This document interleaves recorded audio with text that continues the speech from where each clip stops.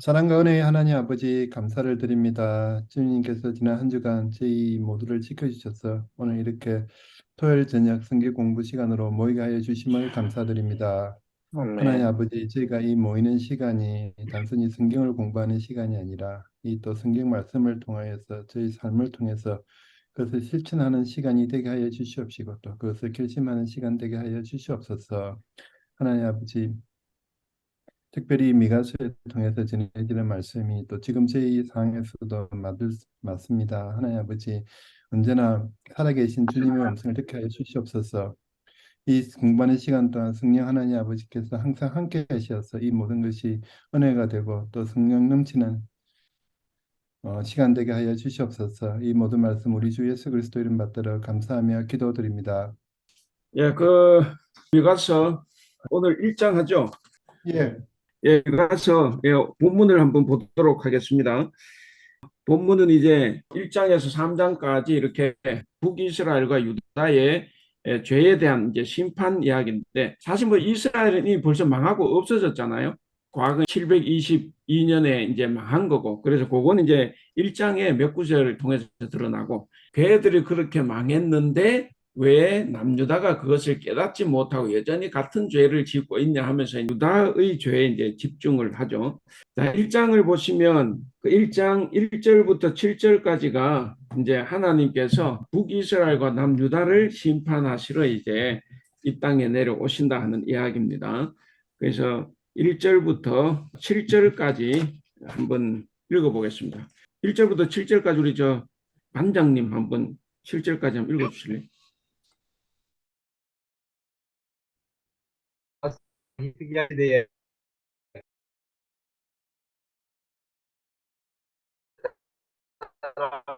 미가에게 임한 백성들아 너희는 다 들을지어다. 땅과 거기에 있는 모든 새이 들을지어다. 주 여호와께서 너희에게 대하여 정언하시되 곧 주께서 성전에서 그리하실 것이니라. 여호와께서 그의 처소에서 나오시고 강림하사 땅의 높은 곳을 밟으실 것이라. 그 아래에서 산들이 높고 골짜기들이 갈라지기를 불 앞에 밀초 같고 비탈로 쏟아지는 물 같을 것이니 이는 다 야곱의 허물로 말미암으며 이스라엘 족속의 죄로 말미암으니라. 야곱의 허물이 무엇이냐? 사마리아가 아니냐? 유다의 산 땅이 무엇이냐? 예루살렘이 아니냐?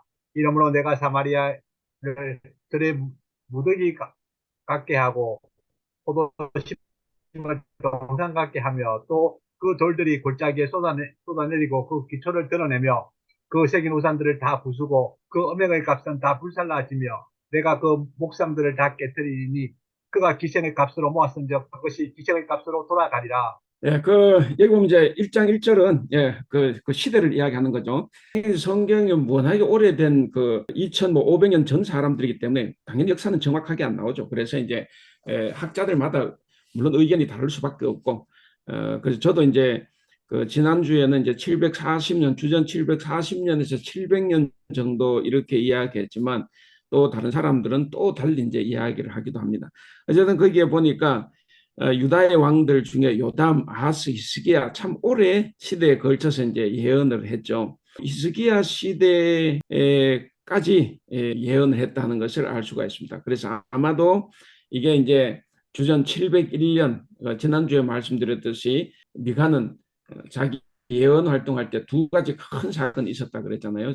주전 722년에 북이스라엘 왕국이 이제 아시리아에게 망한 것, 그리고 주전 701년에 아시리아 왕 사네립이 유다를 침공한 것, 이 두 가지인데, 그래서 여기는 지금 요 시기를 이제 반영을 하는 말씀이고, 예, 그리고 사마리아와 예루살렘이다 그랬습니다. 그러니까 이게 뭐 유다와 북이스라엘이다 뭐 이런 말 쓰는 것도 아니고, 뭐 에브라임도 이제 사마리아를 말하는데 뭐 에브라임과 시온 뭐 이런 말도 안 하고 그냥 각 왕국의 수도를 직접 거명을 했죠. 사마리아와 예루살렘. 그러니까 이 미가는 수도 서울 사람들, 수도 서울에 집중돼 있는 이 가진 자들, 권력자들 때문에 나라가 망했다는 것을 이제 직접적으로 이제 표현을 하죠. 그래서 사마리아와 예루살렘에 관한 묵시다 그렇게 이제 이야기를 했습니다. 그다음에 2절을 보시면 그 백성들아 너희는 다 들을지어다 땅과 거기에 있는 모든 것들아, 그 백성들아 그러니까 이제 남북 이스라엘을 말하는 것 같은데 땅과 거기 있는 모든 것들 하니까 이건 이제 세상 만민들 보고 이제 다 들으라. 그래서 오늘 우리도 이제 들어야 한다는 것을 이제 생각해 볼 수가 있습니다. 그래서 땅과 거기에 있는 세상 만민들에게 지금 말을 하는데 자세히 들어라 하는 거죠. 주 여호와께서 너희에게 대하여 증언하시되 곧 주께서 성전에서 그리하실 것이라. 하나님께서 성전에 강림하신 것. 그 다음에 3절 여호와께서 그의 처소에서 나오시고 강림하사, 처소에서니까 하늘에서 이제 내려오신다는 거죠. 강림하사 땅의 높은 곳을 밟을 것이라. 4절 그 아래서 산들이 높고 골짜기들이 갈라지기를. 이게 이제 여기 이제 산들이 높고 골짜기가 갈라진다. 이게 이제 하나님이 이 땅에 내려오시는 목적이죠. 그 목적이 뭐냐면 바로 이스라엘의 죄를 징벌하기 위함이다 하는 것을 이제 이야기합니다. 그러니까 뭐 대단한 징벌을 지금 하나님께서 계획을 하고 계시죠. 산들이 높고 골짜기들이 갈라지기를 불 앞에 밀초 같고 비탈로 쏟아지는 물 같으니. 예, 비탈로 쏟아지는 물이니까 그 제가 한국에 있을 때 한번 그 강원도 저 엄청난 뭐 장마로 비가 왔잖아요. 그래서 그때 이제 그 설악산 옥녀탕인가 완전히 다 사라져 버렸잖아요. 그 계곡이. 그리고 그때 이제 우리가 매년 여름 방학마다 우리 대학교 애들하고 그 전방 군부대 이제 선교 활동을 가는데 그 한 부대를 갔더니 그 부대가 뭐 그때 3명인가 4명이 죽고 연병장이 뭐 1m는 더 높아졌어요. 그러니까 그 위에서 막 비가 엄청나게 오니까 그냥 이 토사가 쏟아지는 거 순식간에 뭐 쏟아져 가지고 뭐 피할 겨를도 없이. 그래서 그 강원도 그 원통에서 넘어가는 그 설악산 그 계곡이 다 망가졌죠 그때. 어떻게 그런 걸 연상을 해보면 그 비탈로 쏟아지는 물, 뭐 얼마나 급하면 거대한 나무들이 서서 그냥 걸어 내려온다 그랬지 않습니까? 그 땅이 그대로 막 같이 넘어오니까. 그러니까 아마 우리가 이제 그런 것을 연상을 해보면 그 하나님의 심판이 엄청나다는 것을 우리가 이제 생각해 볼 수가 있겠습니다. 그러니까 이 사람들의 죄가 뭐냐? 결국에 그 죄는 하나님을 온전히 섬기지 못한 죄, 그리고 하나님을 잘 알지 못한 죄. 하나님 잘 알지 못하니까 자꾸 자기식으로 이제 하나님 믿고 그러잖아요. 또 다른 신을 섬긴 죄, 이런 것들이죠. 그래서 여러 가지들, 그러니까 하나님을 인정하지 않는다거나, 그러니까 이런 것들 때문에 이제 하나님께서 이제 분노를 하시고 이제 심판을 하시는 이제 그런 장면을 봅니다. 그다음 5절을 보면 이는 다 야곱의 허물로 말미암음이요 이스라엘 족속의 죄로 말미암음이라. 야곱의 허물이 무엇이냐? 사마리아가 아니냐? 유다의 산당이 무엇이냐? 예루살렘이 아니냐? 사실 이 5절은 이게 좀 충격적인 메시지입니다. 일단 그 둘째 줄 중간에 보면 야곱의 허물이 뭐냐? 야곱의 허물이 앞에 지금 이야기했잖아요. 하나님을 알지 못하고 잘못 섬기고 뭐 하나님 인정하지 않는다거나 우상을 숭배한다거나 이런 것들이 있는데 그 허물이 무엇이냐? 사마리아라는 거. 그러니까 사마리아가 죄의 원상이라는 거죠. 그러면서 또 유다의 산당이 뭐 산당은 원래 이거 없애야 되는 거잖아요. 이 이방 신 그 섬기는 데이기 때문에. 근데 예루살렘이 이방 신을 섬기는 산당이라는 거예요. 그러니까 지금 이 미가의 눈에는 이 양국에 있는 그 수도 서울이 그야말로 죄의 본거지고 죄의 온상이고 모든 죄가 그 안에 들어있다는 것을 이제 이야기를 하는 거죠. 그래서 그 대부분 이제 그 우리가 성경을 보면 하나님께서 내려오신다 그럴 때 대부분의 표현은 부르짖는 소리를 듣고 구원하시기 위해서 내려오셔요. 그런데 여기는 구원하시기 위해서 내려오시는 것이 아니라 심판하기 위해서 지금 내려오시는 거거든. 그리고 그 죄가 이 사마리아와 예루살렘에 집중되었다 하는 거죠. 그래서 결국 하나님께서 내려오시는 원인은 이스라엘의 허물과 죄 때문이다 하는 것을 이제 여기서 이야기를 합니다. 자, 그러면서 이제 6절, 7절은 이제 사마리아가 파괴된다는 예언입니다. 그 6절을 보시면 이러므로 내가 사마리아를 들의 무더기 같게 하고 포도심을 동산 같게 하며 또 그 돌들을 골짜기에 쏟아내리고 그 기초를 드러내며. 그 7절은 이제 사마리아 파괴 이유입니다. 왜 그렇게 파괴시키느냐? 그 새긴 우상들은 다 부서지고, 그러니까 우상 숭배를 했다는 거죠. 그 새긴 우상들은 다 부서지고 그 음행의 값은 다 불살라지며 내가 그 목상들을 다 깨뜨리니, 그러니까 우상과 목상 다 우상 숭배고, 그리고 음행, 이 음행은 우리가 말하는 뭐 이렇게 뭐 그런 음행도 있지만 그것보다는 이 이방 신을 섬기는 우상은 다 이게 이런 게 있죠. 종교적 공식적인 장기들이 있죠. 우리 지금 사이비 보면 다 그렇잖아요. 지금 요즘 이제 JMS가 나오지만 이 이단들은 뭐 통일교도 마찬가지고 다 매음교리라는 게 다 있죠. 여기도 마찬가지. 그래서 그런 음행의 값은 다 불살라지고 목상들은 다 깨뜨리리니 그가 기생의 값으로 모아선즉 그것이 기생의 값으로 돌아간다. 이제 이렇게 이야기를 합니다. 아까 1절에서 미가의 예언은 사마리아와 예루살렘에 관한 묵시라 그랬는데 북왕국의 멸망은 1장 6절 7절 요거밖에는 없습니다. 그 요것만 이제 있는데, 그러니까 이게 왜 이게 앞에 이미 사실 망하고 말은 만 나라인데 왜 이걸 여기 미가가 이걸 먼저 이야기를 하냐면, 아까 말씀드린 것처럼 북왕국이 그렇게 망했다는 거죠. 과거에는 북왕국이 그렇게 해서 망했는데 현재는 유다가 그 길을 지금 걷고 있다는 거죠. 그렇기 때문에 북왕국이 망했던 것처럼 이제 남왕국도 망한다는 거죠. 그래서 이제는 우리 차례, 그러니까 남왕국 유다 차례다 하는 것을 지금 이야기를 합니다. 그래서 6절, 7절은 과거에 있었던, 그러니까 성취된 예언에 관한 이야기고, 자, 그러면서 이제 8절 9절로 넘어가면 이제 8절에서 16절까지는 이제 유다 성읍에 미칠 재난입니다. 그 중에 이제 8절 9절이 앞으로 성취될 예언을 선포하는 거예요. 그 뭐냐면 유다가 망한다 하는 거죠. 유다가 망한다. 자, 8절에서 16절까지인데 8절부터 11절까지 이제 우경근 장로님 읽어주시고, 그 12절부터 16절까지 우리 저 임병옥 장로님 읽어주실래요? 이러므로 내가 애통하고 애곡하고 벌거벗은 몸으로 행하여 들깨같이 애곡하고 타조같이 애통하리니 이는 그 상처는 고칠 수 없고 그것이 유다까지도 이르고 내 백성의 승문 곧 예루살렘에도 미쳤음이니라. 가드에 알리지 말며 도무지 울지 말지어다. 내가 베들레 아브라에서 티끌을 굴렸도다. 사빌 주민아 너는 벗은 몸에 수치를 무릅쓰고 나갈지어다. 사안한 주민은 나오지 못하고 베델셀이 애곡하여 너희에게 의지할 곳이 없게 하리라. 아랍 주민이 근심 중에 복을 바라니 이는 재앙이 여호와께로 말미암아 예루살렘 성문에 임함이니라.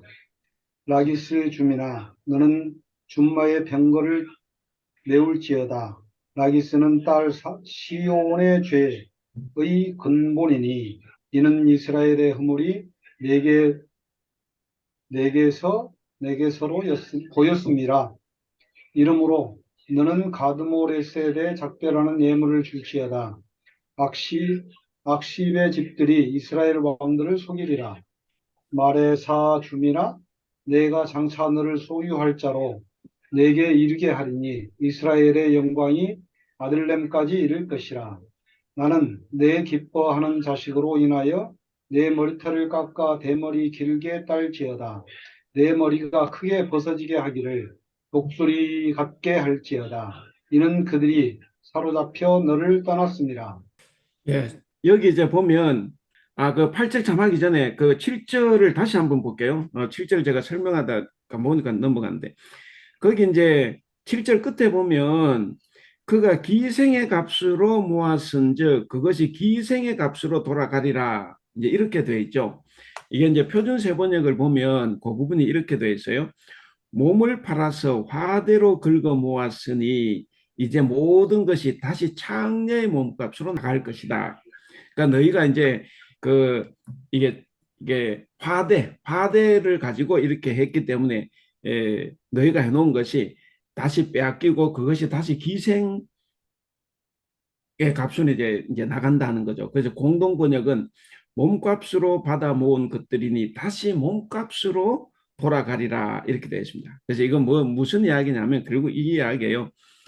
그 우상에 입힌 금은들 있지 않습니까? 우상에 입힌 금은들이 바로 아까 그 신전 창기, 신전창기의 몸값에서 나온 것인데 그렇게 신전창기의 몸값에서 나온 이 신전에 입힌 금은이 결국에는 아시리아 군인들에게 빼앗긴다는 거예요. 그러면 아시리아 군인들이 그걸 가지고 가서 자기들이 창기를 사는데 그걸 쓴다는 거죠. 이제 그 이야기를 지금 하고 있습니다. 그래서 아수르인들이 결국 이것을 빼앗아 가서 기생들에게 다 써버릴 것이다. 그래서 이제 이런 것들이 우상과 목상들 이런 것들이 다 음행으로 그러니까 기생의 몸값으로 모았는데 다시 그것이 이제 기생의 몸값으로 돌아간다 하는 것을 이제 이야기를 하는 겁니다. 그 다음에 이제 8절을 보시면 8절 9절은 이제 예언자의 탄식입니다. 예레미야서를 보면 예레미야서 뒤에 이제 예레미야 애가라는 것이 이제 나와 있는데 여기도 이제 8절 9절은 예언자의 탄식입니다. 그러니까 만약에 사마리아가 아직 망하지 않았다고 하면 이 사마리아가 멸망할 것을 생각하면 미가는 두렵기 짝이 없는 거죠. 두렵기 짝이 없고 이게 이제 유다를 이야기하는 것 같으면 유다가 망하는 것을 생각을 하면 그게 정말 두렵다는 거죠. 그래서 예언자가 여기서 그 슬픔을 드러내고 있다 하는 거예요. 자, 8절을 보면 이러므로 내가 애통하며 애곡하고 벌거벗은 몸으로 행하며 들깨같이 애곡하고 타조같이 애통하리니 그랬습니다. 요거는 아마도 그 유다 예루살렘을 이야기하는 것 같은데 주전 701년에 있었던 사네립의 침공을 두고 지금 하는 이야기일 걸로 이제 보기도 합니다. 자, 9절에 이는 그 상처는 고칠 수 없고 그것이 유다까지도 이르고 내 백성의 성문 곧 예루살렘에도 미쳤다. 그러니까 어떻게 보면 지금 유다 성읍에 대한 예언이지만 8절은 과거 또 북이스라엘의 망한 것들을 생각하면 참 슬펐는데 그것이 이제 유다에 이르게 됐다. 예루살렘 성문까지 미쳤다 하는 것을 이제 이야기를 하면서 결국 이제 유다의 멸망에 대해서 굉장히 두려워하고 탄식하는 모습을 볼 수가 있습니다. 그리고 10절부터 16절까지는 그냥 뭐 그대로 보시면 되겠습니다. 이건 이제 예루살렘의 재앙을 많은 동네들을 이제 거명을 하면서 그렇게 이제 임할 거다 하는 그런 내용입니다. 그래서 그렇게만 생각해 주세요. 그래서 거기 뭐 여러 동네가 나오죠. 10절에 가드, 베들레 아브라, 11절 사빌, 사난, 뭐 12절에 이렇게 나오는데 12절에 보면 이제 그 재밌는 표현은 마롯 주민이 근심 중에 복을 바라니 이는 재앙이 여호와께로 말미암아 예루살렘 성문에 임함이니라 그랬습니다. 아마 여기 나오는 내용들은 그럴 것 같아요. 미가는 수도 서울에 대한 이 반감이 굉장히 세지 않습니까? 이 예루살렘에 대한. 그래서 그 예루살렘 사네립이 주전 701년에 예루살렘을 포위했을 때 이 미가 자기 고향인 모레셋도 영향권에 있었다 그랬는데 그러니까 그 주변에 이 농촌들이 엄청나게 피해를 봤을 거다 하는 거죠. 그러니까 이런 것들이 다 예루살렘 안에 있는 사람들 때문에 그런 거죠. 그래서 여기 이제 여러 동네들은 아마 그런 동네들도 많이 거명이 됐으리라 생각을 합니다. 그래서 여기 12절도 근심 중에 복을 바라니 아마 이 농촌 동네고 그래서 근심 중에 뭐 바라지만 참 힘들죠. 어쨌든 이것이 다 하나님께서 보내신 재앙 때문에 이제 이렇게 됐다 하는 것을 이제 이야기합니다. 그래서 거기 16절까지는 이제 그렇게 다 봐주시면 되겠습니다. 그래서 이제 그 1장이 마무리가 됐는데 그 1장에서 굳이 이제 그 교훈을 한번 찾으면 아까 1장 2절에 그랬잖아요. 이 예언의 말씀은 세상 모든 사람이 다 들어야 될 말씀이다 그랬지 않습니까? 그래서 하나님의 말씀을 들을 대상은 세상 만민이다 하는 것을 이제 우리가 생각해 볼 수가 있고 왜 들어야 되느냐? 사람들이 죄를 지었는데 그 죄의 본질이 뭐냐면 하나님을 기억하지 않은 거예요. 내가 하나님을 믿는다고 하면서도 내 방식대로 내 고집대로 그래서 내가 탐욕스러운 것이 내 속에 가득한데도 그것을 가지고 탐욕을 부리면서도 나는 하나님을 잘 섬기고 있다 이런 생각을 하니까 이게 이제 회개도 안 되고 변화도 안 되는 거였죠. 그래서 이제 하나님의 말씀은 세상 만민이 들어야 된다. 그리고 또 하나 이제 봤던 것이 하나님이 보통 현년이라고 하나님이 세상에 내려오신다 그럴 때는 꼭 구원하러 내려오신대. 회복해 주시려고 내려오시는데 여기서는 그게 아니라 이제 심판하기 위해서 내려오셨다 그랬죠. 그래서 이런 것을 보면 하나님은 죄에 대해서 엄격하게 심판하신다. 봐주는 기간이 많죠. 꾸준히 예언자를 보내서 이제 죄를 회개하게 하지만 근데 그것이 이제 안 될 때 어느 땐가는 하나님께서 공의로우신 하나님, 정의로 심판하시는 분이기 때문에 반드시 엄한 심판을 하신다는 것을 우리가 느낄 수가 있습니다. 그래서 이제 미가서를 읽다가 보면 내 속에 탐욕을 제거하지 않으면 정말 힘들겠다 이 생각을 해요. 탐욕, 욕심. 이게 이제 계속 이제 이야기가 되는데 이게 뭐냐면 수도 예루살렘에 살았던 그리고 수도 그 사마리아에 살았던 이 권력자들, 그 다음에 뭐 지도층 인사들, 뭐 유력자들 이런 사람들이 전부 다 탐욕을 가지고 있었다는 거예요. 그래서 그 탐욕이 결국에는 개인도 나라도 종교도 다 망가뜨렸다는 이야기죠. 그런 이야기를 여기서 이제 합니다. 그래서 하나님께서 이런 탐욕 때문에 생긴 이 죄를 이제 강림하셔서 엄하게 심판하신다는 것을 여기서 보고 있습니다. 그러면서 여기서 이제 또 하나 느낄 게 이거예요. 뭐냐면 가난한 사람을 억누르는 자의 운명이 아주 적나라하게 나옵니다. 항상 저는 이제 성경을 볼 때마다 이제 그 느끼고 깨닫는 것은 진짜 우리 하나님은 진짜 존재하시는 분이다.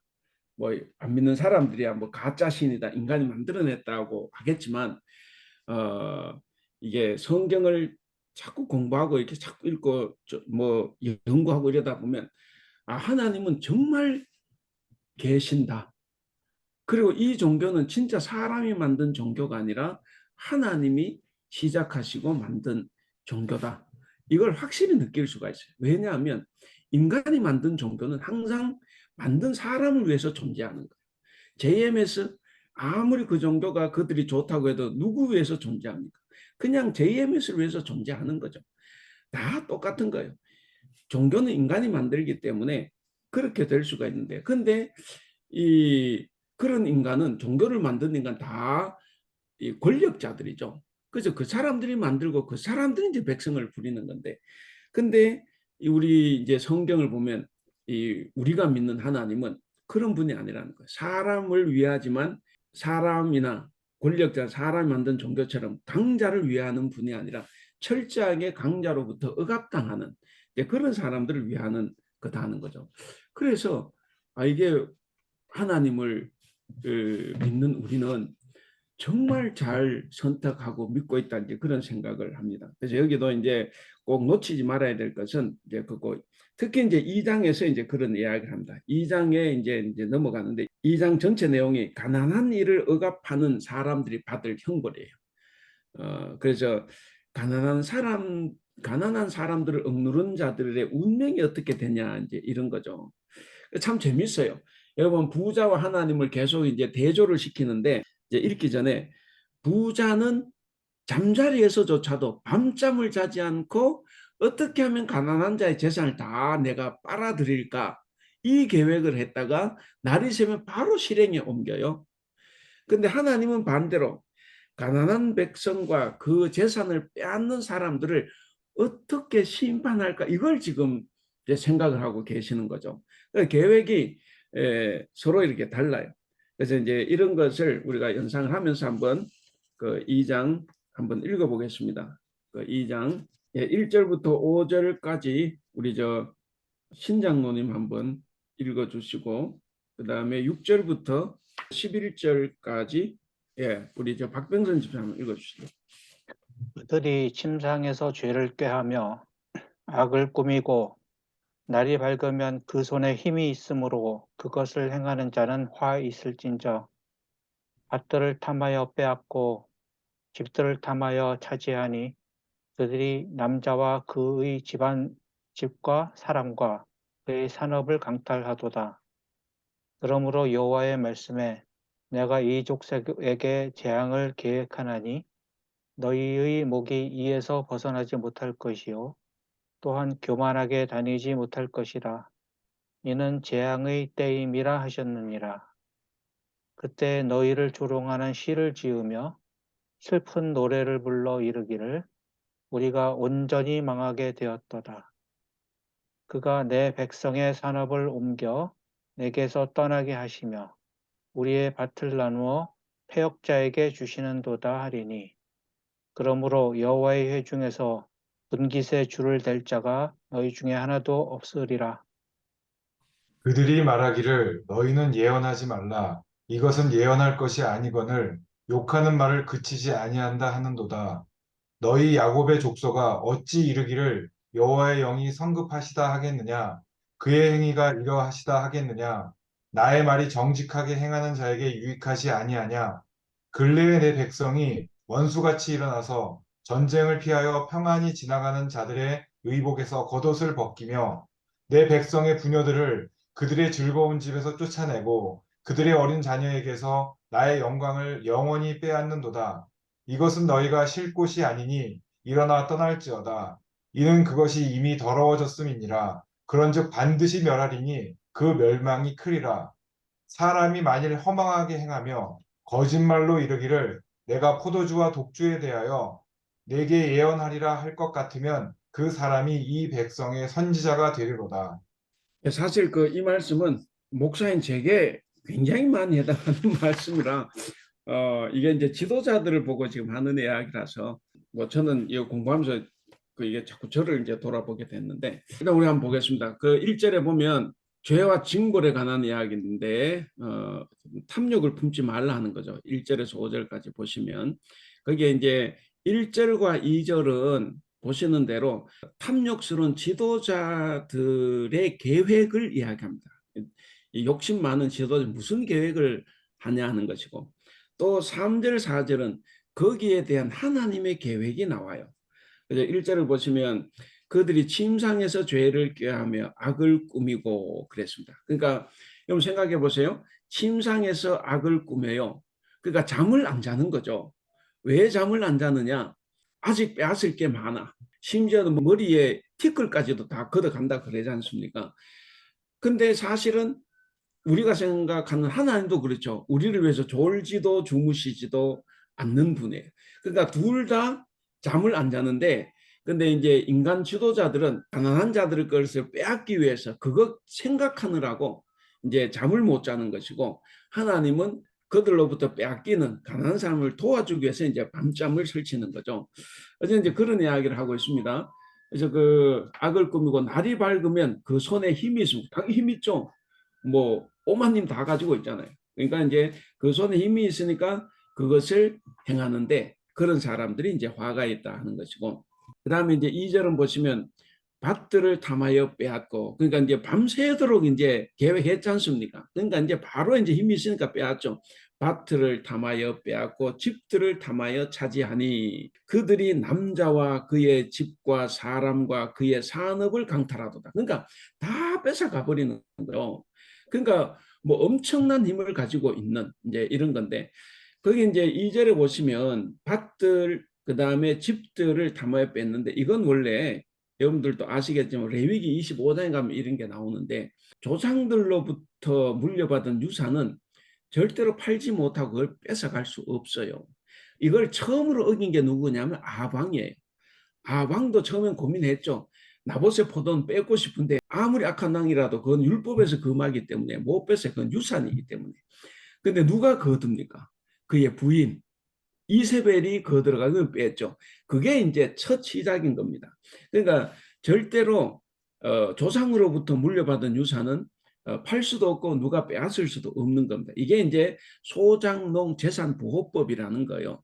근데 이런 그 소장농 재산보호법이 있는데 이 부자들은 밤새도록 뭘 고민했겠습니까?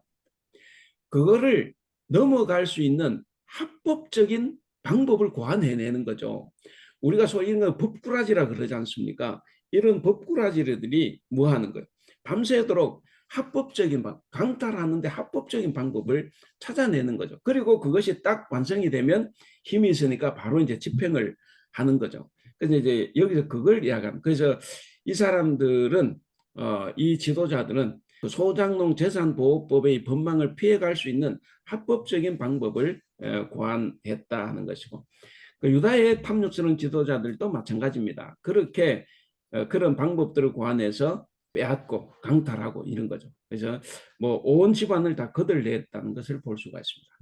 그리고 거기 이제 2절 마지막에 산업을 강탈했다 그러지 않습니까? 산업을 강탈했다. 이 산업이 뭐냐면 이거 팔 수 없고 빼앗을 수 없는 겁니다. 이거 유산으로 물려받는. 그래서 이제 표준세번역은 산업 대신에 유산으로 받은 땅 이렇게 이제 번역을 했습니다. 그게 훨씬 더 정확하죠.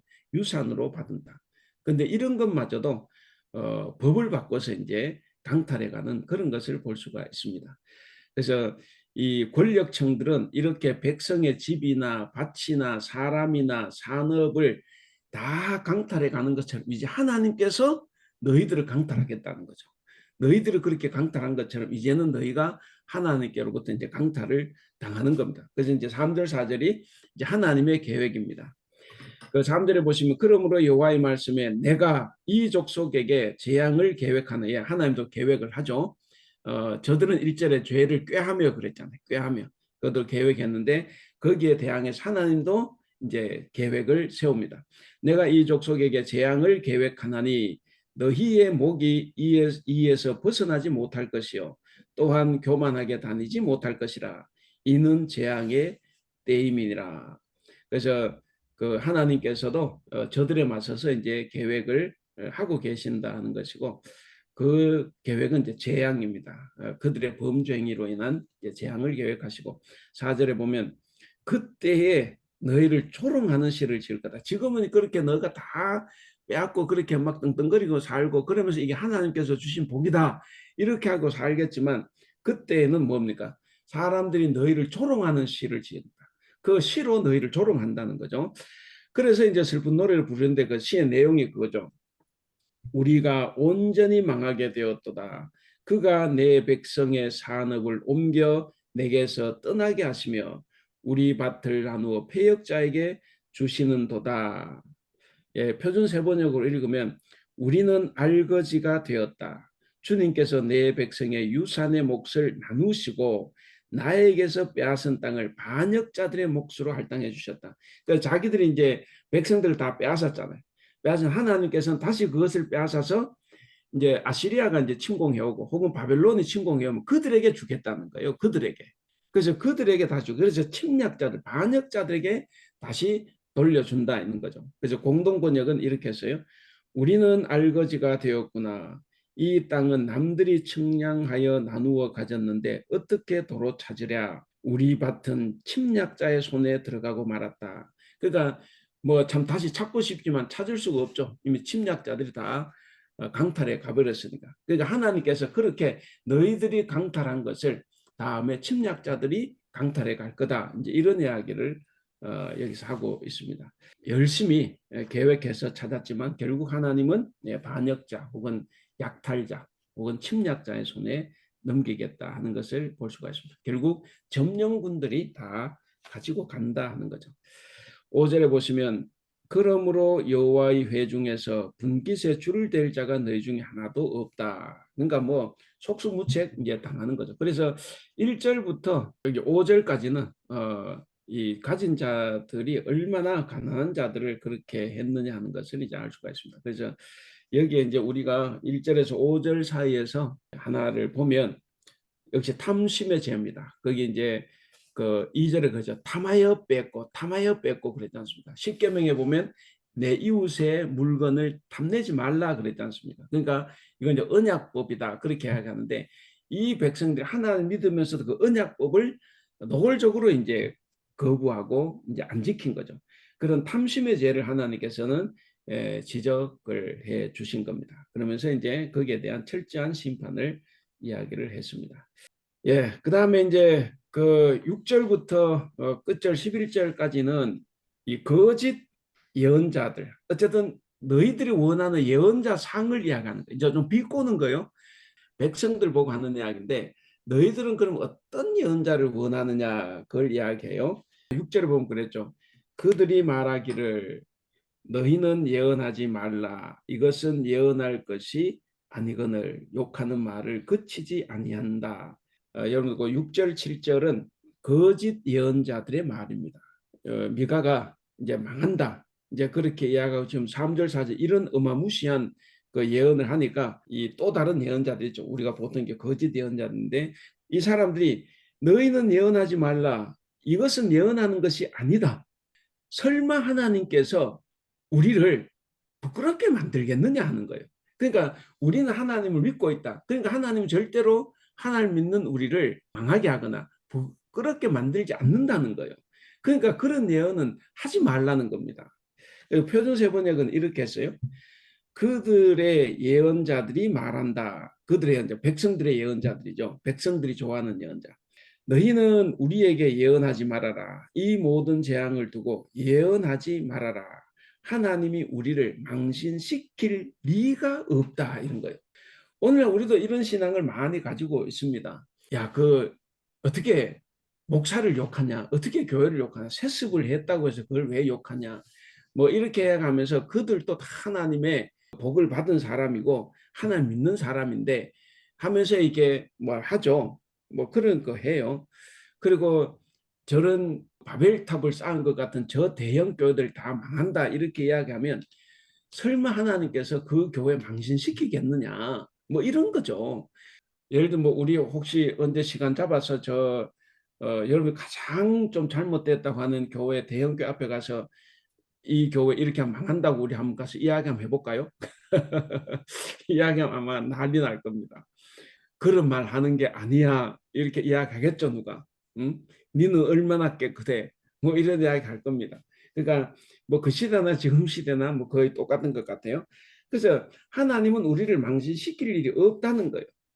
이 거짓 예언자 그래서 분노가 되는 거죠. 어떻게 저런 예언을 하냐 하는 거예요. 자, 그리고 이제 7절에 보시면 거기 참 그랬죠. 이것은 예언할 것이 아니거늘 그랬지 않습니까? 도대체 예언할 게 뭔지 모르겠어요. 그 사람들 눈에는. 그러니까 이제 여기서 이제 우리가 이제 딱 주목해 볼 수가 있습니다. 어쨌든 예언은 뭘 하느냐? 오늘날 또 이제 마찬가지인데 예언한다고 하면 요즘 말로 설교잖아요. 그 설교할 때 종교에 대해서 혹은 기도에 대해서 혹은 교회에 대해서 뭐 믿음에 대해서 이런 것 말해야 되지. 왜 자꾸 윤리적인 문제, 경제적인 문제, 왜 정치적인 문제, 왜 그런 걸 자꾸 이야기하냐는 거예요. 그러니까 이제 그런 거는 예언할 게 아니라는 거예요. 그래서 네가 정말 예언자라고 하면 저런 거 예언하지 말고 다른 걸 자기들이 예언하는 것처럼 예언하라 이거죠. 그래서 어쨌든 그런 거 전할 거에서만 집착하지 사회적인 문제, 윤리적인 문제 이런 거에 대해서는 관여하지 말라는 이야기입니다. 그러니까 어때요? 결국 망하는 거죠. 왜냐? 이미 중병에 걸렸다고 진단을 하는데도 그걸 받아들이지 않는 거예요. 왜? 내 생각하고 안 맞으니까. 그거는 교회에서 할 일이 아니라는 거죠. 그래서 그 진단 결과를 이제 거부하는 거죠. 아모스도 이걸 굉장히 많이 지적을 했습니다. 이게 잘못된 안전의식이라는 거예요. 잘못된 안전의식. 이게 이제 우리가 신앙이 잘못 들어가면 뭐 저도 마찬가지고 신앙이 잘못 들어가면 사실은 안전한 게 아닌데 내가 안전하다고 생각하는 거죠. 두 종류입니다. 내가 성경을 모르기 때문에 안전하다고 생각하는 경우가 있고 알매도 불구하고 이제 안전하다고 생각하는 경우도 있겠죠. 어쨌든 여기서 그것을 이야기합니다. 하나님은 정말 자비롭고 오래 참으시니까 하나님께서 우리를 징벌하실 리가 없다. 이제 이거죠. 이런 이야기들이 이제 감정적으로 나가면 이제 좀 심각해지죠. 그래서 어쨌거나 우리가 생각해 볼 때 하나님이 자비로우시고 인애로우시고 오래 참으시는 분은 맞아요. 그러나 그것 때문에 하나님께서 아무 징벌도 안 하신다? 그렇게 되면 또 그것도 아니죠.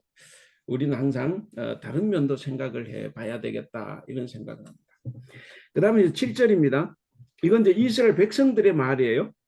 아까는 그 이스라엘 백성들이 좋아하는 거짓 예언자들의 말이었고 이제는 이스라엘 백성들의 말입니다. 너희 야곱의 족속아 어찌 이르기를 여호와의 영이 성급하시다 하겠느냐 그의 행위가 이러하시다 하겠느냐 나의 말이 정직하게 행하는 자에게 유익하지 않느냐. 자 거기서 이 사람들의 말은 중간에요. 여호와의 영이 성급하시다 하겠느냐 그의 행위가 이러하시다 하겠느냐. 요게 이제 백성들의 말입니다. 자, 공동 번역이 참 번역을 잘해서 제가 읽어보면 야곱 가문이 저주받다니, 있을 수 없는 이야기죠. 야곱 가문이 저주받다니 야훼께서 참을성이 없으시어 그런 일을 하신단 말이냐. 그런 일을 하실 리가 없다는 거예요. 그러니까 다시 볼게요. 야곱 가문이 저주받다니 정말 야훼께서 참을성이 없으시어 그런 일을 하신단 말이냐, 이런 거죠. 자, 그렇게 말한 다마는 너희가 올바로 살지 못했는데도 하나님께서 좋은 말씀만 하시겠느냐 이거예요. 이건 아마 미가의 말이겠죠. 예, 그러니까 이스라엘 사람들은 야곱 가문이 저주받을 리가 없다. 야훼께서 참을성이 없으시어 그런 일을 하신다고 하는데 그럴 리가 없다는 거죠. 여기 말에 대해서 이제 미가가 그럼 하나님이 너희가 올바로 살지 못하는데도 좋은 말씀만 하시겠느냐 이제 이렇게 이야기한 겁니다. 어쨌든 이게 이제 그 백성들도 거짓 예언자들에게 세뇌가 당한 거죠. 그래서 이제 백성들도 다 그렇게 넘어가서 미가의 말을 이제 거부하는 것을 볼 수가 있습니다. 그래서 이제 6절, 7절은 그 거짓 예언자들과 그들에게 쏘가 넘어간 백성들의 말을 한번 살펴봤습니다. 그래서 여기서 이제 아까도 말 저도 제가 생각할 부분이 참 많이 있었던 것 같아요. 거짓 예언자들, 이 거짓 예언자들 이 잘못 가르치기 때문에 백성들이 점점 죄에 더 빠지지 않습니까? 그러니까 이게 이게 설교자가 이게 설교를 잘못하면 백성들이 죄를 지었는데도 그 죄인 줄 모르고 그게 이제 뒤에 또 나옵니다. 이제 나오는데 백성들이 좋아하는 말만, 성도들이 좋아하는 말만 하게 되면 결국엔 이제 그것이 이제 모두가 다 망하는 길로 간다는 건데, 근데 이 당시 이 종교 지도자들은 백성들이 좋아하는 소리, 돈 받고 좋아하는 소리하고 뇌물도 받고 이랬다는 거죠. 그래서 오늘날 우리 한국 교회에도 이런 것이 좀 많이 있지 않나 이런 생각을 해봅니다. 그 다음에 그 8절입니다. 8절, 9절, 10절은 그 지도자들의 죄와 징벌을 이야기하는 거예요.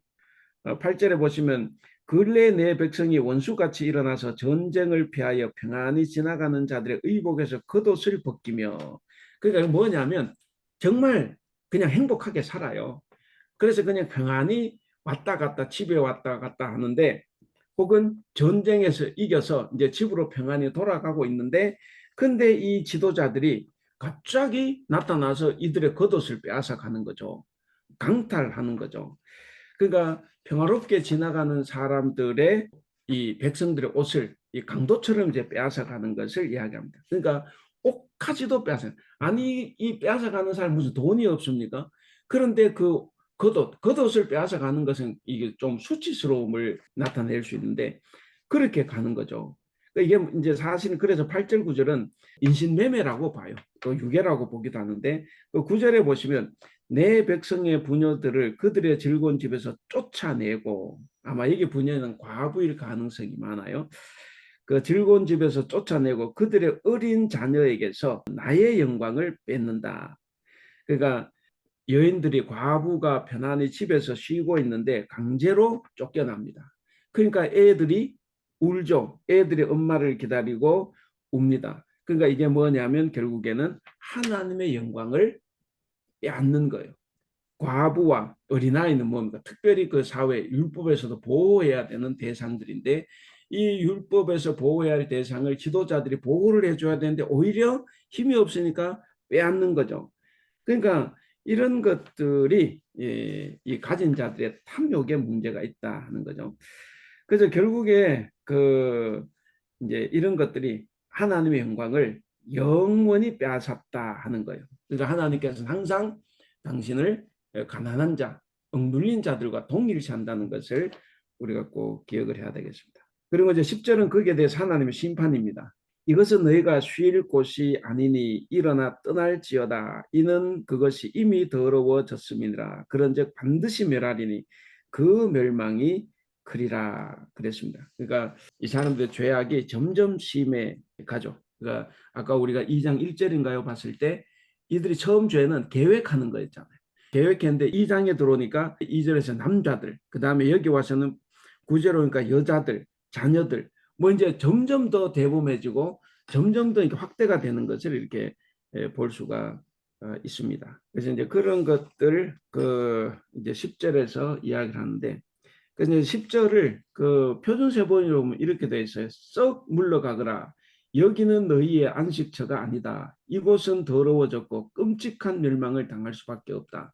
예, 지도자들의 죄에 대해서 하나님 심판의 내용입니다. 썩 물러가라는 거죠. 공동 번역은 어서 떠나가라. 여기는 너희 안식처가 아니다. 이미 더러워진 땅, 불쌍하게도 망할 수밖에 없다. 예, 그러니까 이게 참 재밌어요. 너희들이 분야자들을 집에서 쫓아냈잖냐. 그러니까 이제는 너희가 이제 침략군에 의해서 이 땅에서 쫓겨날 거다 하는 것을 또 상징하는 말이기도 합니다. 그래서 이제 일어나 떠날지어다 한 거예요. 그 우리 선 일어나 떠날지어다 그랬잖아요. 떠날지라. 이게 뭐냐면 결국 너희들도 침략군에 의해서 이제 망해서 너희도 이제 쫓아낸 것처럼 너희가 쫓겨날 거다 이제 이런 이야기를 합니다. 예, 마지막 11절입니다. 11절 하면 시간이 11절.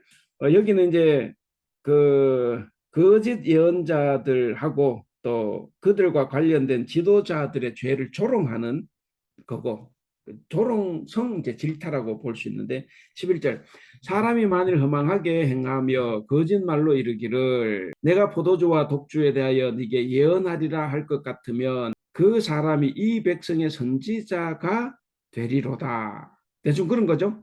그 이제 백성들이 이제 술 취하고 방탕한 걸 좋아하는데, 자 여기 보면 중간에 내가 포도주와 독주에 대하여 네게 예언하리라 할 것 같으면 그 사람이 이 백성의 선지자가 되리라. 좀 어려워요. 표준 세번역은 이렇습니다.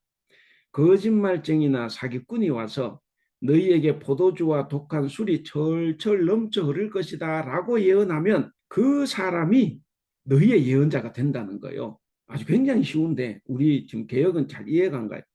그러니까 뭐냐면 너희에게 포도주와 독주가 철철 넘쳐 흐를 것이다. 이렇게 예언을 하면 그 사람을 좋아한다는. 그러니까 이 백성들도 술과 독주에 취해서 사는 사람들이에요. 그래서 그런 거짓말쟁이 사기꾼을 이 백성들은 참 선지자로 참 예언자로 알고 따라간다 하는 거죠. 미가는 지금 그걸 이야기하는 거예요. 백성들이 생각하는 이상적인 예언자는 어떤 사람이냐 하는 것을 빈정대듯이 이제 말을 하는 거죠. 그러니까 자기들에게 좋은 소리 해주는 사람, 자기들에게 축복을 선포해 주는 사람, 그리고 뭔가 자기들이 듣기에 좋은 소리 해주는 사람, 이제 이런 사람을 이제 사기꾼이고 거짓말쟁이임에도 불구하고 자기들의 예언자라고 생각하는 거죠. 그리고 미가 같은 사람은 이제 거짓 예언자가 되는 거죠. 그래서 이제 그런 것을 이제 이야기합니다. 그러니까 백성들이 가장 듣고 싶어 했던 예언이 뭡니까? 여기서로 말하면 예, 포도주와 독주에 대해서 예언하는 거예요. 너희들이 먹고 싶어하는 포도주와 독주가 철철철 넘쳐 흐를 것이다. 이 예언을 좋아하고 이제 그렇게 예언하는 사람을 따른다는 거죠. 그것을 지금 거기서 이야기를 했습니다. 이런 걸 보면 오늘날 우리 시대도 마찬가지예요. 제가 계속 이제 이게 이제 지도자들에 관계되는 이야기니까 오늘날 목사들도 특별히 그 국가조찬 기도회라는 것, 그 정말 왜 하는지는 모르겠어요. 그 국가조찬 기도를 해서 대통령이 오면 목사들이 많이 오고 혹시나 그의 대통령이 안 오면 사람들이 안 오죠. 그런데 이제 우리가 정말 우리가 기도하려고 모이는 건지 내 위상을 그 높은 양반들 만나서 나를 챙기려고 하는지 정말 알 수가 없어요. 지금 이게 오늘날 우리 시대도 똑같이 이게 반복이 된다는 거예요. 뭔가 권력자들의 입맛에 맞는 말, 백성들이 듣기에 좋아하는 말, 이제 그런 것을 예언해 주면 돈도 벌고 다 좋죠.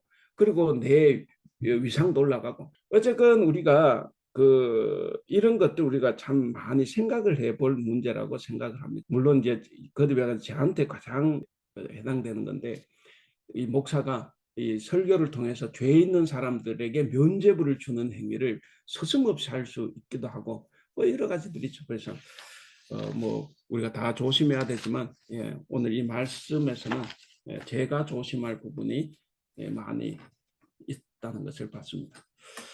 시간이 어떻게 다 됐습니까? 예, 50분에 마치기로 하겠습니다. 예, 오늘 그 성경 말씀 보다가 아까 이제 그 세, 공동 세번역으로 좀 더 쉽게 이해가 된다고 해서 이제 내용을 같이 공유해 주셨는데 문득 드는 생각이 저희 이게 한국어로 번역본이 굉장히 여러 버전이 있는데 영어나 예를 들면 다른 나라 말, 뭐 독일어 성경, 뭐 불어 성경, 뭐 중국어 성경에도 이렇게 그 무슨 번역 버전 이런 식으로 굉장히 여러 번역이 있는지 좀 궁금한데요. 예, 그렇죠. 그 영어 성경도 버전이 많죠. 한국 사람 대체로 NIV를 많이 사서 보는데 그 NIV는 이제 굉장히 이제 보수적인 견해를 가진 이제 그런 번역본인데 어찌됐든 많아요. 그러니까 이제 그 우리나라만 해도 여러분들 뭐 쉬운 성경 이런 거는 이제 그 대한성서공회판이 아니기 때문에 그건 이제 제쳐놔야 됩니다. 그 개인 출판사에서 만드는 건 놔두고 이제 대한성서공회에서만 해도 개역 성경, 지금 우리가 쓰는 개역 개정판, 그걸 개정한 개역 개정판 성경, 그다음에 표준 세번역 성경, 근데 표준 세번역을 개정한 성경이 이제 사실 세번역 성경, 세번역은 사람 잘 이해를 못하고 제가 표준 세번역 그러지만 이제 세번역 성경, 그다음에 가톨릭과 공동으로 번역한 공동 번역, 또 그것도 공동 번역, 또 개정판이 이제 벌써 나왔죠. 그 대한성경은 지금 또 하나를 아주 좋은 성경을 또 번역을 지금 신약은 끝났어요. 신약 끝났는데 그러니까 이제 어느 나라든 이제 성서 공회에서 번역한 성경이 이제 공인을 받는 성경이죠. 근데 이제 번역본이 많아요. 그렇게 되는 거는 우리가 대본을 뭘로 삼느냐에 따라서 달라요. 그리고 또 번역을 할 때 이걸 독자층을 누구에게 두느냐에 따라서 또 달라져요. 그리고 이제 좀 쉽게 번역하려 그래도 이제 우리가 이제 표준세 번역할 때도 그랬지만 이제 글이 또 너무 쉽고 또 중학생들 국어책 읽는 듯이 되니까 이걸 이제 안 받아들이니까 할 수 없이 표준세 번역을 이제 그만두고 개역 성경을 개정해서 개역 개정판을 만들어낸 거예요. 그러니까 이제 한국 교회가 그건 이제 예배용 성경 받아들였죠. 아무리 대한성서공회에서 번역을 해도 교회가 안 받아들이면 이제 무용지물인 거죠. 그래서 이제 되는데 어쨌든 번역들이 많다. 보수적인 번역도 있고 좀 진보적인 번역도 있고 뭐 이제 여러 가지가 이제 많죠. 그래서 많아요. 성서학에 대해서 좀 이렇게 공부를 해보니까 제일 난감했던 부분이 성경이 원본이 없다는 사실을 알고 너무 난감했어요. 성경이 원본이 없잖아요. 예. 그러니까 다 필사하면 과정에서 뭐가 바뀌고 어떤 원본조차도 여러 버전이 있는 거예요, 말하자면. 그런 거 보고 이거 내가 뭐를 믿는 거지? 이런 막 아주 회의감이 들더라고요. 근데 결국은 그런 건 벗어났는데 결국은 성령님이 인도해 주셔갖고 우리한테 맞는 버전으로 말씀해 주시겠거니 그렇게 믿고 그냥 정리했습니다. 예. 아까 강현빈 집사님 말씀하는 게 여러 버전 얘기하는데 원본 자체가 여러 버전이다 보니까 쉽지 않은 것 같아요. 양이 적을수록 더 원본에 가깝다고 들었어요. 필사할 때. 자꾸 예. 후대에 계속 추가가 돼가지고. 오늘 저 성경 말씀 내용이 하나님 보시기에 벌받을 행동하지 말고, 가난하고 어려운 사람 뺏지 말고 도와줘야 되는 이런 식으로 이렇게 쭉 이제 초점을 맞춰갖고 말씀해 주셨는데, 현실 속에서 보면요. 이 사람은 돈 있는 사람, 이 사람은 돈 없는 사람, 이 사람은 좋은 사람, 이 사람은 나쁜 사람, 이 사람은 약한 사람, 힘 있는 사람, 딱 구별되는 게 아닌 경우가 대부분이거든요.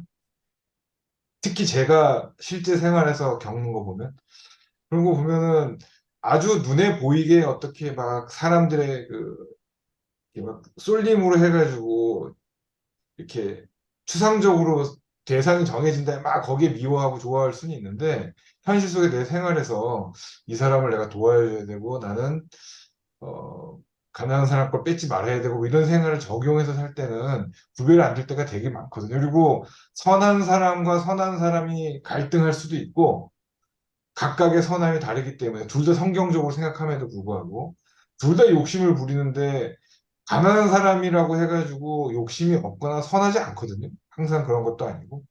그래서 현실 속에 적용할 때 이게 진짜 내가 어떻게 적용을 해야 되는지 성령님의 감동으로 늘 내가 그렇게 지혜롭게 할 수 있는지 이런 생각이 문득 들었고, 그다음에 지금 강현민 지사가 말씀해 주셨는데 성경 특히 구약은 그 개역 개정은 정말 보기 힘들구나 하는 거 또 한 번 느꼈습니다. 예, 힘들어요. 제가 봐도 힘들어요, 이게. 이거 읽다 보면 뭐 도대체 내용이 이거 뭐를 말하고 있는지를 몰라요. 예. 근데 이 성경을 한국 교회에서 이걸 받아들이기 때문에 이거 뭐 어쩔 수가 이제 없는 거죠.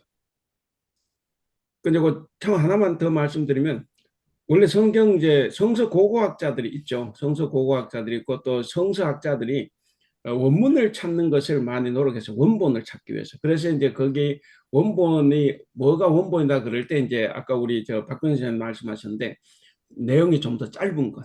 아무 후대 가면 갈수록 더 붙여졌을 거니까 그러니까 여러 가지 이제 그 그런 조건이 있어요. 원본에 더 가까운 것이 뭐냐 하는 거 그런 거 가지고 이제 했는데 근데 어느 순간에 원본 찾기를 이제 안 하게 됐어요. 그 뭐 어떤 때냐면 성지순례 가면 가는데 쿰난 동굴에서 성경 사본이 수도 없이 쏟아진 거예요. 제일 많은 사본이 있는 것이 이제 예레미야서인데 예레미야서 거의 뭐 200가지 정도가 사본이 쏟아졌어요. 그러니까 다 포기. 원본은 없다.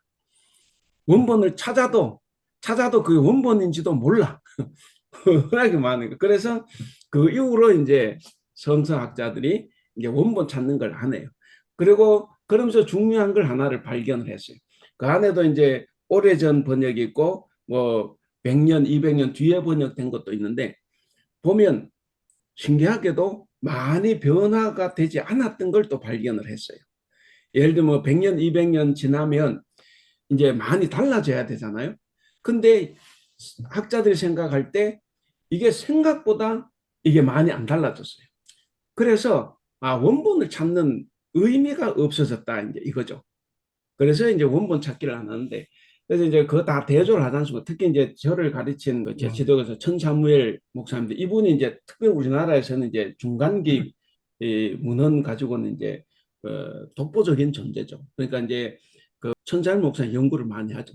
근데 결국에는 이제 원본을 찾을 수도 없고 찾아도 알 수도 없고 그리고 많이 바뀌지 않아 수백 년이 지나도 그러니까 옛날 사람들이 필사를 할 때 거의 정확하게 옮겼다는 거죠. 그게 후에 이제 뭐 깨지고 뭐 저 파피루스가 좀 뭐 손상이 되고 뭐 이렇게 해서 이제 좀 그런 부분이 있지만 근데 필사하는 과정에서 그렇게 많이 변하지는 않았구나 이제 이런 것을 발견을 하면서 원본에 대한 어떤 것은 다 사라져 버렸어요. 그래서 이제 그런 일은 이제 하지 않는다 이제 그렇게 되었습니다. 예, 그 방금 이제 박 집사님 말씀하셨는데 성경을 읽어보면 항상 하나님 자체가 이제 특히 이제 그 율법서를 읽어보면 율법이 뭐 우리가 잘 안 읽고 넘어가서 근데 제자 읽어보면 그 율법 조항의 80% 이상이 전부 다 약자 보호법입니다. 약자 배려법이에요. 우리가 이제 그런 걸 자꾸 읽고 이제 내가 느끼고 하면 더 잘 하나님의 말씀이 이제 이해가 될 수가 있고 또 우리가 어떻게 실천해야 하냐 하는 것도 기본적으로 우리는 실천할 마음들이 다 있기 때문에 어떤 학교 가서 이렇게 학생들 가르칠 때 꼭 질문해요 학생들은. 근데 저놈은 평소에도 도와할 마음도 없고 도와주지도 않았어. 근데 이제 성경 도와주러 가니까 그걸 이제 어떻게 하면 안 도와주냐 그걸 따지기 위해서 묻는 질문이기 때문에 별 의미가 없어요. 근데 이제 여기 계신 분들은 이제 도와줄 마음이 있고 도우고 또 그렇게 하기 때문에 이제 성경을 이제 보시다 보면 이제 저절로 이제 다 이제 깨닫게 된다고 봅니다. 그래서 저는 뭐 별로 크게 걱정은 안 합니다. 시간이 다 됐는데, 목사님, 오늘 2장 11절까지 한 겁니까? 2장을 다 한 겁니까? 제가 밑에 있는 걸 못 봤어요. 오늘 11절까지 한 걸로 하고 예, 제가 밑에 12절이 딸려 있다는 걸 제가 몰랐습니다. 오늘 그러면 11절 12절부터는 다음 주에 합니까? 아니면 2장을 마친 겁니까? 다음 주 12절부터 하겠습니다. 네. 예, 예, 그러면 예, 마칠까요? 예? 네. 예, 마치겠습니다. 기도하겠습니다. 하나님 아버지 감사합니다. 오늘도 이 귀한 시간 허락하여 주셔서 하나님 피곤한 시간이지만 이 시간을 귀하게 여기고 함께 참여할 수 있도록 하신 것을 감사합니다. 하나님, 우리가 읽고 묵상하고 배우고 공부하는 이 말씀들이 결국에는 우리의 살이 되고 피가 되고 뼈가 되리라 확신합니다. 하나님, 우리가 주께서 주신 말씀들을 잘 읽고 공부하여서 우리의 삶 속에서 나와 상관없이 저절로 실천이 될 수 있는 그런 삶이 되도록 하나님, 우리가 열심히 더 공부하고 또 주님께 기도하며 우리의 마음을 다질 수 있도록 도와주시옵소서. 하나님, 오늘 함께 해주신 것을 감사하며 우리 주님 예수님의 이름으로 기도하옵나이다. 아멘. 아멘. 감사합니다. 감사합니다. 감사합니다. 감사합니다.